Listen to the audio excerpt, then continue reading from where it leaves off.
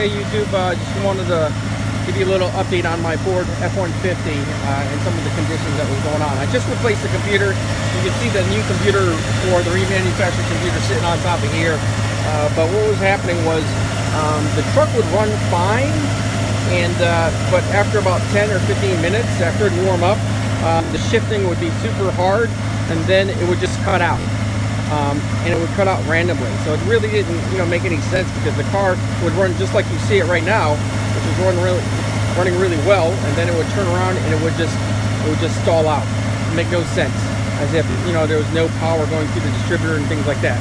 The truck has 250,000 miles on it. It's an F-150 Lightning, so I went through it and I changed the distributor anyway, just to be on the safe side, because I use this as a daily, and it didn't correct the problem. But I had a hunch that it was probably the computer acting up as a result, because it was so random. And so I replaced the computer, and now it's in its learn mode, and it seems to be running really well right now. There's no check engine lights. So the second part of the story here is when you do have a good running engine, but then it starts acting up, and then you go in to check those codes at this DLC or the center right here. Not here, but there's a connector. Trying to get to the connector, but there's a connector over here to check the codes. Can't get to it right now, sorry about that.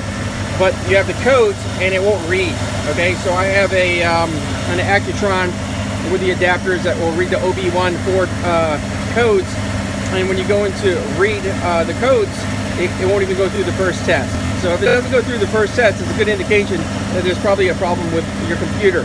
Even if your check engine light is on, it should still go through the test.